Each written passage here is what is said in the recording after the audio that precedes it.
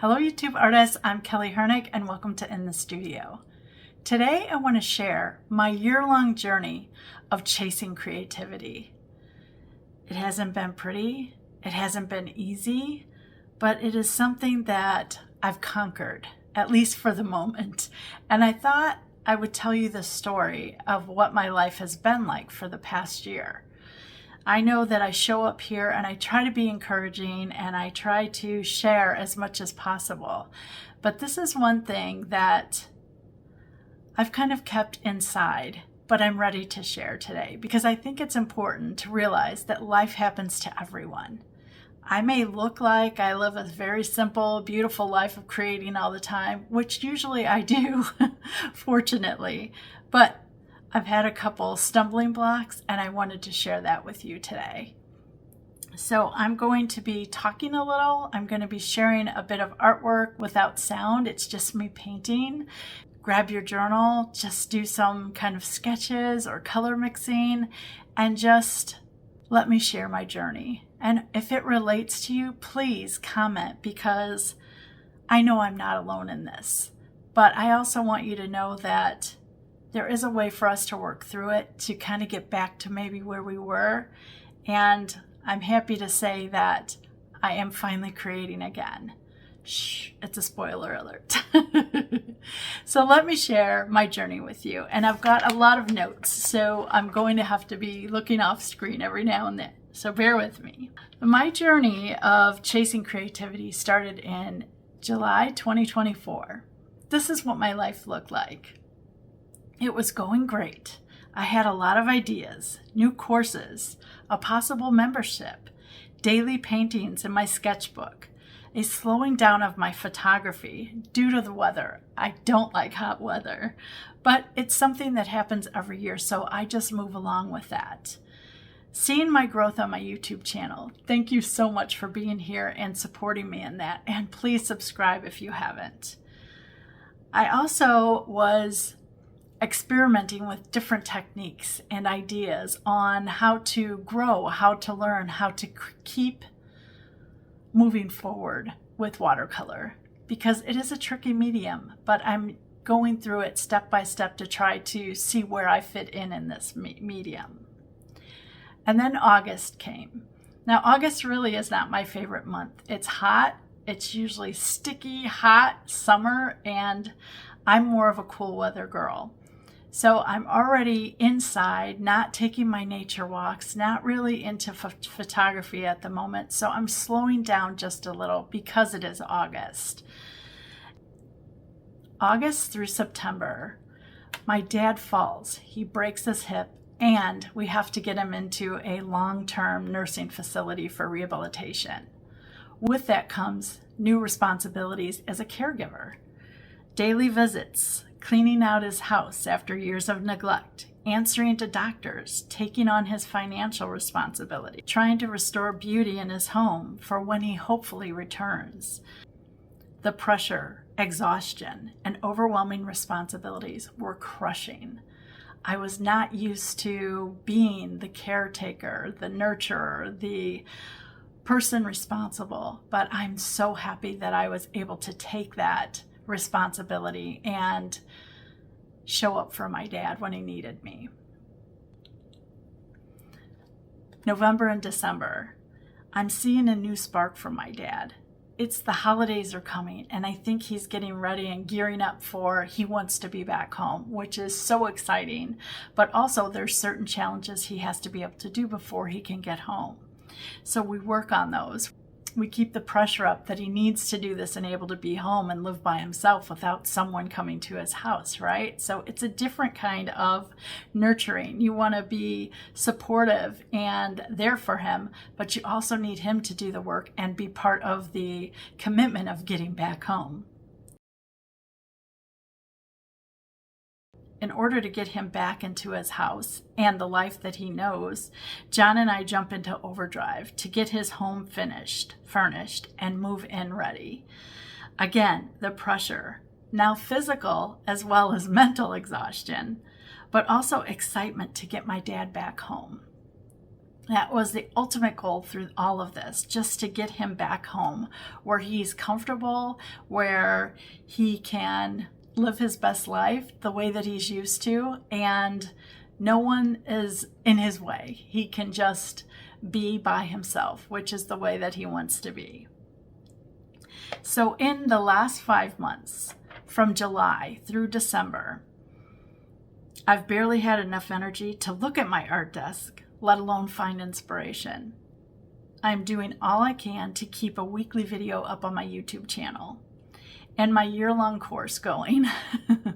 Yes, I have a year-long course where I have to add art, I have to create Zoom calls, I have to be there for other people besides myself, which means putting on that smile, that front, that everything's okay here.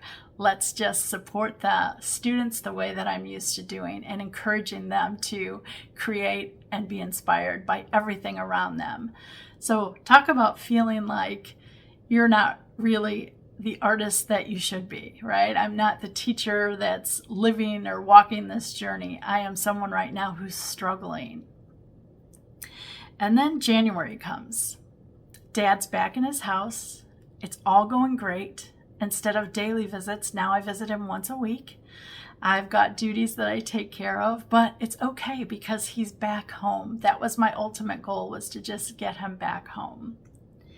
With January, I'm expecting to just pop back into myself and be creative all the time.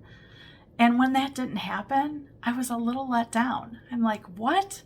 What's going on? What I didn't realize is that I needed time now to nurture myself back to health, back to energy, back to being who I once was.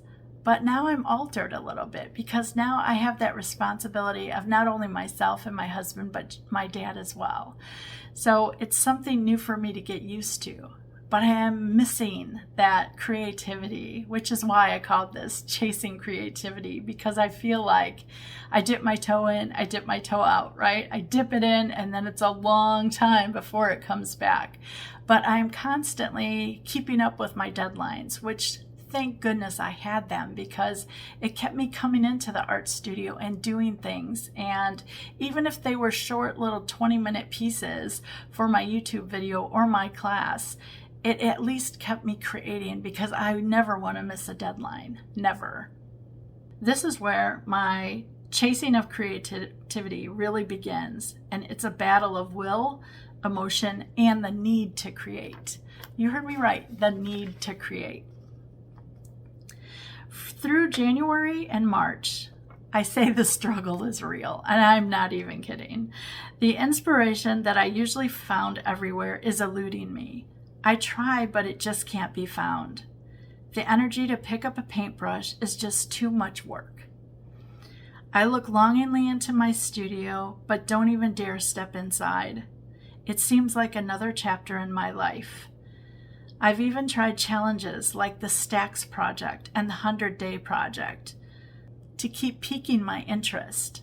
But those, again, are not consistent, and so I'm falling behind, making me feel even guilty for trying to be creative when I just don't have even an ounce of spark. Then April comes, and the season is changing. It's no longer the gray of winter. April in our yard is beautiful. There's a lot of white and pink and yellow flowers, daffodils and crabapples and star magnolias.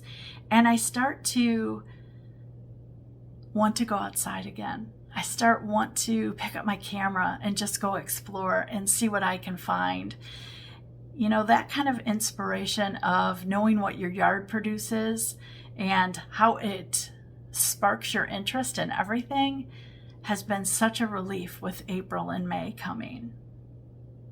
I find the strength to go outside the art studio and sit a moment. Be still, listen, barely breathing, but I'm here, showing up after months of neglect. I feel it. The chase is slowing down, but creativity hasn't found me yet. As I keep showing up, I'm starting to notice things. A messy desk, piles of paint tubes, sketchbooks lying there haphazardly, awaiting an energetic grab off the piles.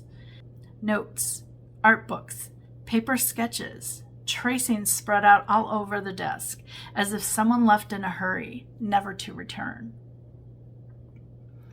Slowly, methodically, I start picking up the remnants of creativity and begin familiarizing with them once again. Organizing and purging art supplies are already uplifting my energy, making my space functional yet beautiful, filling it with my curated treasures, making it the same yet different, not as cluttered, a lot of breathing space with areas to just be still. The dance is beginning. I feel the energy swirling around me, daring the muse to find me something inspiring to create around. This leads me to June and July.